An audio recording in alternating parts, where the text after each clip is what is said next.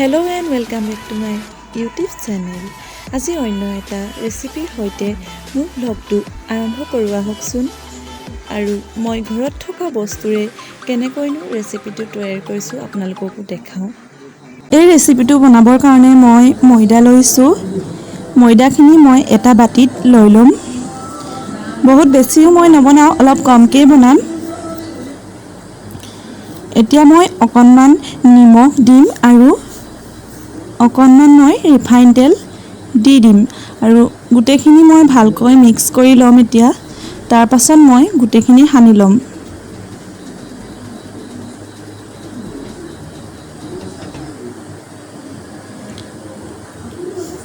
ভালকৈ সানি লোৱাৰ পাছত মই এখন প্লেট দি বাতিটো ঢাকি থৈ দিম 10 মিনিটৰ কাৰণে। এতিয়া মই বুট অলপ ভাজি লৈ ভালদৰে মিক্সিত পিচি লৈছোঁ আৰু ইফালে পিঁয়াজ দুটা কাটি লৈছোঁ আৰু জলকীয়া দুটা লৈছোঁ। এখন মই কেৰাহী পাতি লৈছোঁ, কেৰাহীখন গৰম হ'বলৈ দিছোঁ। গৰম হোৱাৰ পাছত মই অলপমান মিঠাতেল দি দিছোঁ। তেলখিনি গৰম হোৱাৰ পাছত পিঁয়াজখিনি আৰু জলকীয়া দুটা দি দিছোঁ। ভালকৈ লৰাই থাকিব। পিঁয়াজখিনি আধা ফ্ৰাই হোৱাৰ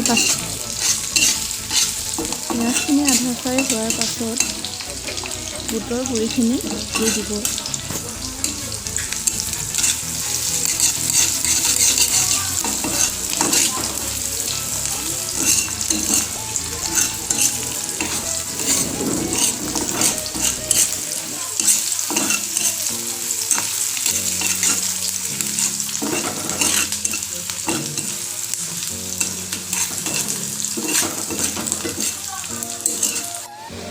অলপ মই বুটৰ গুড়িখিনি দি দিছোঁ আৰু অকণমান হালধি নিমখ দি দিম।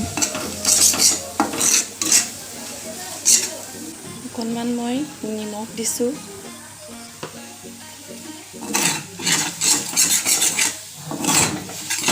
বেছিকৈ লৰাই থাকিব, নহ'লে দেই যাব।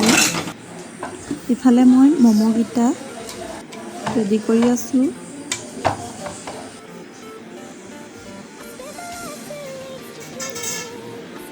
এনেকৈ বেলি মাজত ভৰাই দিব আৰু যি শ্বেপ দিয়ে আপোনাৰ নিজৰ মনেৰে দি ল'ব পাৰিব। ইফালে এটা চচ পাতি লৈছোঁ আৰু পানী অলপ দি দিছোঁ। পানীখিনি আধা গৰম হওঁতেই মই ম'ম'খিনি দি দিম।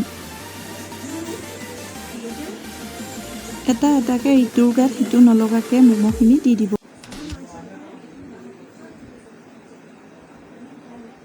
গোটেই ম'ম'খিনি দি ল'ব আৰু তাৰ পাছত অকণমান ৰিফাইন তেল ওপৰত দি দিব। তেতিয়া ইটোৰ গাত সিটো নালাগে। এয়া দেখিছেনে উতলি আছে। এখন কাটা চামুচেৰে চাব সিজিছে নাই।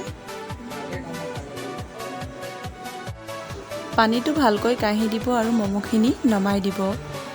ইফালে মই এটা ফুচকাৰ মছলা দি অকণমান নেমু চেপি এইটো চুপ বনাই লৈছোঁ আৰু এটা চাটনি বনাই লৈছোঁ। মোৰ নিচিনাকৈ আপোনালোকেও ঘৰতে এনেকৈ বনাই খাই চাবচোন। ঠিক আছে, ভিডিঅ'টো কেনে পালে জনাবলৈ নাপাহৰিব আৰু আজিলৈ বাই বাই।